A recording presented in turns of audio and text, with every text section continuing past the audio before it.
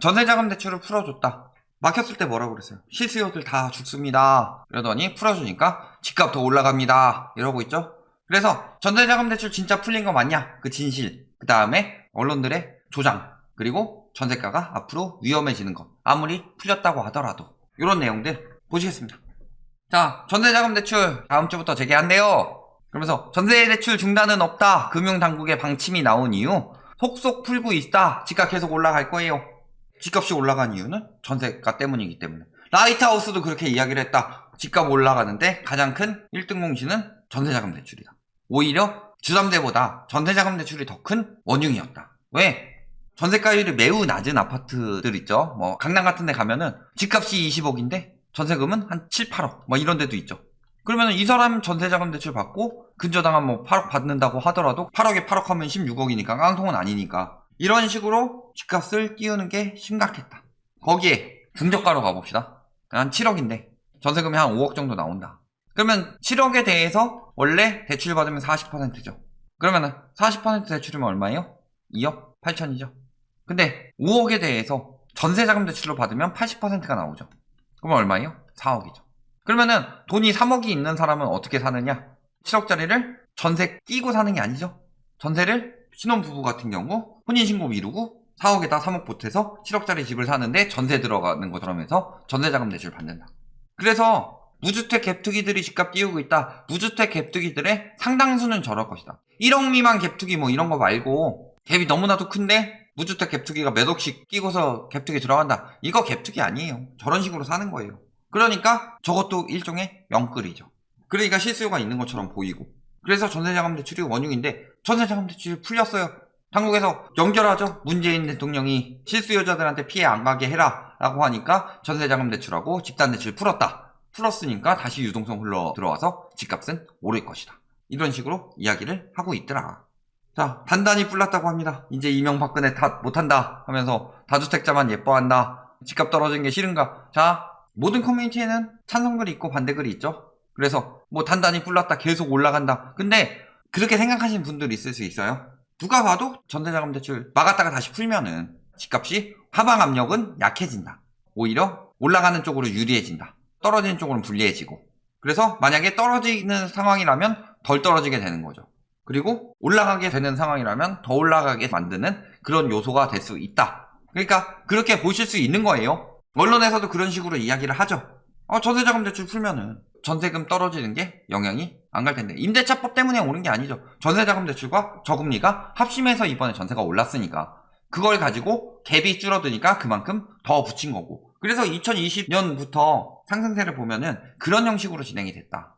근데 그 전에 뭐라 그래요? 전세자금 대출 막으니까 뭐라 그랬어요? 투박한 대출제기, 실수요자들 울린다. 이산날짜 코업인데 뭐 전세대출 때문에 죽는다. 뭐 대출 규제 때문에 죽는다. 다 저런 식으로 이야기했죠. 그런데 전세 푸니까 뭐라 그래요? 전세 푸니까 집값 오른다. 난리난 친문 커뮤니티. 어느 장단에 춤을 추라는 얘기일까요? 막지도 말고 풀지도 말면 어떻게 해야 되죠? 유지해도 오르고, 규제하면 규제하는 대로 오르고, 임대차 3법 때문에 오르고, 대출 막으면은 실수요자들 죽는다고 징징대고, 그러면서 전세값은 안 떨어질 것처럼 이야기하고, 푼다고 하니까 푼다고 오른다고 하고. 자, 5대은행 전세대출. 자, 잔금 이전에 오른 만큼만. 이런 이야기하고 있죠. 이거 그 전에 나온 대책이죠. 예를 들어서 4억이고 이 중에 2억을 전세자금 대출을 받았다. 근데 전세가 6억까지 올랐다. 그러면은 6억의 80%인 4억 8천이 나오는 게 아니라 4억에서 6억까지 2억이 올랐으니까 2억 오른 만큼 4억까지 대출을 해주겠다. 이렇게 나온 내용이죠. 그러면서 핵심 내용은 뭐예요? 금융당국이 전세대출을 가계대출 총량 관리에서 제외하기로 했지만 은행이 자체적으로 더 강한 규제를 실시하는 것이다. 자, 전세자금 대출 규제는 정부에서 전세가가 원흉이다. 그래서 전세대출을 규제해야 한다. 라고 해서 전세자금 대출 규제가 시작이 되었나요? 8월에? 가계대출 총량 이야기하면서 은행권에서 먼저 규제를 들어간 거죠. 근데 왜 굳이 8월에 들어갔냐? 9월부터 코로나로 인해서 미뤄졌던 유동성 커버리지 비율 하는 게 9월부터 시행이었죠. 그래서 하고 하는데 대출은 너무 많이 받아가고 은행 창구에서 일하는 사람들이 바젤3를 뭐 알아요. 얼마나 알아요. 그냥 돈 빌려주면 실적인 거고 실적 올리려고 마구 빌려주다 보니까 자금이 동난 거죠. 그래서 부랴부랴 규제 들어갔다. 그러면서 3월까지 연장해 주세요 징징대가지고 연장이 된 거죠. 왜? 사실 LCR 규제는 연장될 이유가 없었는데 뭐 때문에 연장이 된 거예요? 자영업자들 대출 규제, 원금 상환 유예와 이자 상환 유예가 언제까지 연장이 된 거다? 내년 3월까지. 그러니까 그때까지 은행도 부담이 크니까 은행 부담도 같이 줄여주겠다. 그래서 3월까지 연장이 된 거죠. 먼저 규제가 들어갔다. 유동성 커버리지 비율 때문에. 그러니까 어떻게 된 거예요?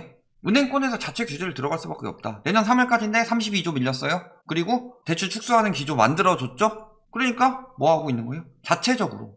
지금 금융규제는 금융당국이나 정부에서 하는 게 아니에요. 은행권에서 하는 거예요. 왜? 원래 바젤3가 단계별 적용이죠? 여기 와가지고 아직도 댓글 다는 인간들이 있어요. 언제까지 초이노믹스 탓할 거냐? 언제까지 탓할 수밖에 없어요. 왜? 대출을 막아야 되는 상황에서 대출을 풀어가지고 심리를 바꿔버렸으니까 터진 거죠.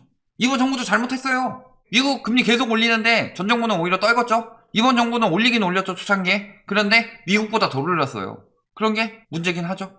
금융권에서 5대 은행 여신 담당 관계자들이 따로 모여서 전세대출 관리 방안을 논의하고 27일부터 시행할 것으로 알려졌다. 금융당국에서는 풀라고 그랬는데 은행이 못 풀어요. 예를 들어서 은행권 자체에서 규제하는 거 가지고 난리치는 인간들은 안 되죠. 니들이 자본주의 논리 이야기했는데 내 자산 내가 빌려주는 거 왜 내 마음대로 못하냐 막 전세 그런 이야기 했었죠. 은행에서도 돈 빌려주는 건 은행 자산이에요. 은행이 사람들을 생각해줄 이유 없어요. 은행은 철저히 기업입니다. 기업이면 어떻게 해야 돼요? 위험하면 자금을 빼는 거고 돈이 될 것 같으면 자금이 들어가는 거죠. 그래서 돈이 될 것 같으니까 자금이 들어가서 지금껏 가계대출이 엄청나게 올랐는데 이제 위험하니까 발 빼는 거예요. 은행권에서 지금 발 빼고 있으니까 아무리 정부에서 전세자금 대출 규제 풀어라 해도 5대 은행이 모여가지고 야 우리끼리 모여서 경쟁하고 그러면은 다 같이 죽는다. 빨리 뭉쳐가지고 막아야 된다 우리. 뭉쳐가지고 막는 거예요. 앞으로 계속 막힐까요 풀릴까요?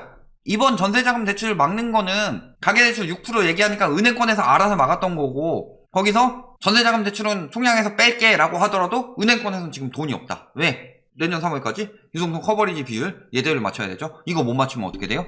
은행권 신뢰도가 굉장히 떨어집니다. 그리고 또 한 가지 뭐예요? 가계대출 터지기 일보 직전이라고 하죠. 그래서 지금 뭐 1700조일 땐 괜찮고 1800조일 땐 힘들다 이게 아니라 지금 이제 막 금리도 올라가고 미국 테이퍼링도 시작한다고 하고 시중금리 계속 올라가고 인플레 계속되네. 은행권에서 위험을 느끼고 막는 거다. 왜? 똑같은 금액이더라도 부담이 될 수가 있고 부담이 안 될 때가 있죠. 꾸준히 뽑아 먹을 수 있으면 은행도 빌려준다. 정부에서 아무리 막으라고 해봤자 빌려줘요. 자, 이번 가계대출 6%라 그랬죠. 농협에서 얼마 빌려줬어요? 농협에서 7% 넘었죠. 왜 그렇게 빌려줬겠어요? 돈이 된다고 생각하면 빌려주는 거예요. 근데 무리했던 거지. 정부에서 아무리 난리쳐도 은행에서 빌려줄 건 빌려준다. 근데 지금 정부에서 풀려고 해도 은행에서 막을 걸 막는 거죠. 뭔 소리예요 이게. 금융당국에서 전세대출 너무 제한하지 마라 그러니까 그냥 보여주기 식으로 잠깐 푸는 거지 금방 다시 막힐 수밖에 없다. 근데 뭐 이거 가지고 전세가가 폭등하고 집값이 폭등한다 이딴 이야기를 하냐. 그런데도 계속 이런 얘기야. 내년 전세값에 물어봐라 라고 하면서 전세값에 대해서 뭐 때문에 이야기요? 인상분 적용한 실거래가. 그런데 내년 이후에 대거 쏟아진대요. 왜? 임대차법 때문에. 근데 서울 아파트들 봐봐요. 임대차법 이야기해서 이러다가 다시 이러고 있죠. 전세값 임대차법 시행 이후 불안하다라고 이야기하는데 전세값은 언제부터 불안했다? 20년 5월. 20년 5월에 0.5%까지 떨어졌으니까 기준금리가. 뚝 떨어졌는데 언제부터 올라가요? 작년 8월 기점으로. 그런데 계속 호도했죠. 임대차법 때문에. 그래서 전세가 올라가면서 매물이 같이 올라가냐? 그렇지 않죠. 근데 임대차법 때문에 오른다 했을 때 여기까지 그래도 금리 올릴 때 주춤했는데 언제부터 다시 폭등하느냐? 10월부터. 8월 31일 날 시행했죠. 한 달 내내 날리시니까 그때부터 전세가 폭등하는데 금리도 낮아졌겠다. 물론 3월보다 훨씬 낮아졌죠. 여기에다가 언론에서 이렇게 이야기한다. 그래서 집주인 호가 막 내놨는데 그 다음부터 생긴 일이 뭐예요? 전세 매물 증가. 그러니까 지금 왜곡된 전세 시장이 나오고 있다는 거죠. 5월부터 8월까지 폭등은 제대로 된 전세 시장이고 8월 이후 왜곡된 전세 시장 이거 뭐 때문이에요? 호도 때문에. 계속 임대차법 때문에 올라간다. 그런데 지금 상황 보면 어때요? 매물 쌓이면서 어떻게 됐어요? 전세가 올라가다 멈추고 있죠 지금. 멈추고 떨어지는 단지들도 많이 나오고 있다. 근데 여전히 불안하고 여전히 올라간다고 이야기하고 있죠. 임대차법 도입 2년이에요? 그러면은 적어도 한 바퀴 돌 때까지는 계속 올라야 되는 거 아니에요? 근데 왜 지금 벌써부터 그렇게 나오냐? 그러니까 앞으로 그렇게 될 것이다 이야기하고 있죠. 뭐예요? 두 글자로 구라. 길게 말하면 이 새끼한테 입만 벌리면 거짓말이 자동으로 나와. 주사년 말할 것도 없죠. 여기 전문가들 중에서 떨어진다고 말하는 사람 있어요? 여기 전문가 중에서 리먼 때도 오르다고 한 사람 지금까지도 써가지고 계속 이야기하고 있어요. 나팔스로. 헝다 파사에서 집값 폭락 안 한다. 헝다가 중요한 건 아니에요 물론. 헝다는 영향을 미칠 수 있는 것일 뿐이지 헝다 때문에 우리나라 집값이 떨어진다 이거 아니에요. 헝다는 외부 요인이 될 수 있을 뿐이고 우리나라 집값이 떨어지는 이유는 뭐 때문이다? 가계부채 때문이다. 이거는 2019년부터 우리가 이야기했어요. 저기 뭐하는 연구원이에요? 주택산업연구원이에요. 주택산업이 뭐예요? 집장사 아니에요? 집장사? 거기서 떨어진다고 하겠어요? 떨어진다는 얘기 단 한 번도 안 하죠.